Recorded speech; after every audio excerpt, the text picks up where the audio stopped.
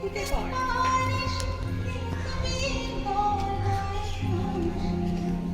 আজকে হঠাৎ করে চলে এলাম অনেকটা মিউজিয়ামে, মানে ঘুরতে আসলাম। এখানে গিয়েছে আমার অফিস থেকে একটু আসলাম।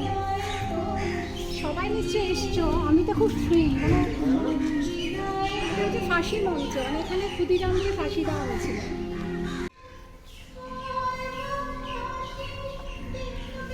ফাঁসির আগে রেখে দিত এখানে, তারপরে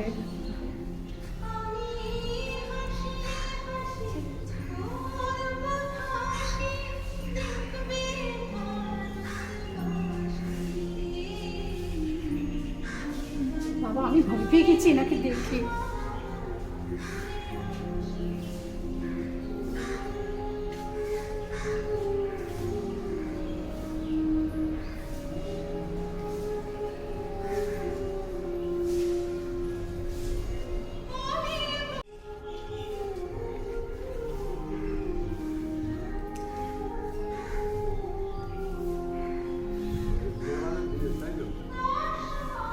এই বাড়িটাতে ওপরে রেখে দেওয়া হতো যারা ডাইরেক্ট ওরা ফাঁসি দেখতো।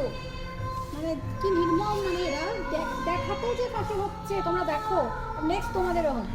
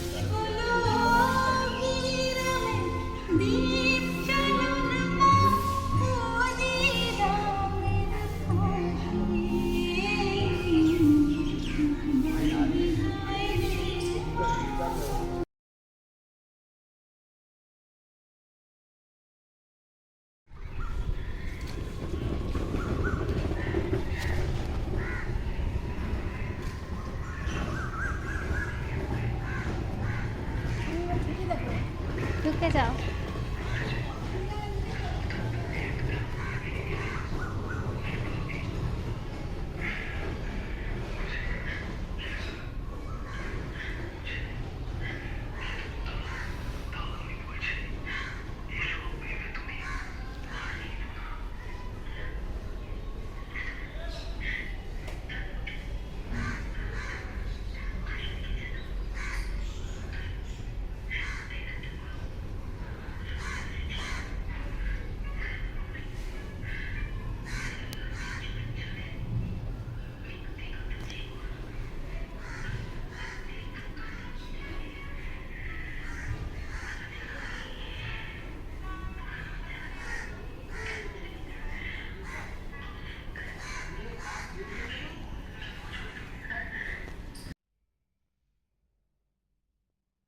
নরেন গোস্বামীকে হত্যা করতে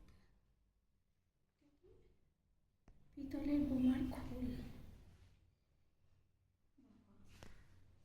গাছামছামি ব্যাপার।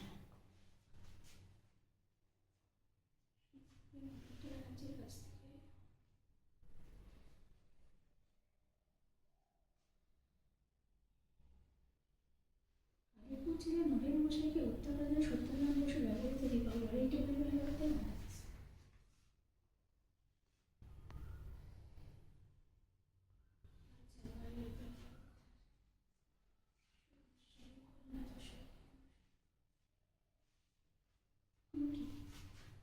বংশায়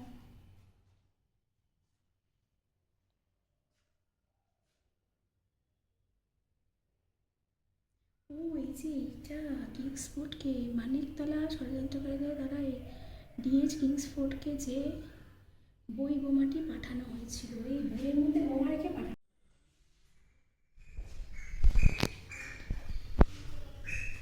খালি তো বোমাই বোমায়।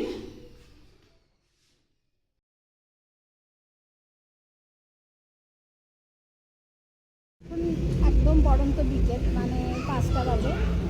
আমি আলিপুর জেলের এই একটা ফুড জোন আছে, ওখানে বসে আছি জাস্ট স্ন্যাক্স খাওয়ার জন্য। তো একবারে একদিনে ঘোরা একেবারেই সম্ভব না, ভীষণ থ্রিল হয়।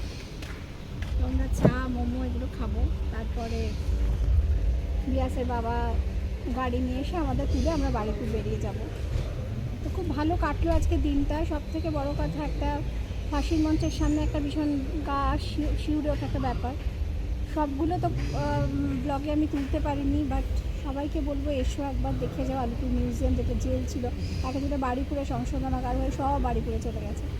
এটা খুব সুন্দর মানে করেছে গভর্নমেন্ট, ভালো লাগলো বেশ। আর কি বলবো, সবাই সবারই কোথায় সঙ্গে থেকো, সুস্থ থেকো, ভালো থেকো, আর ভালো থেকো সবাই।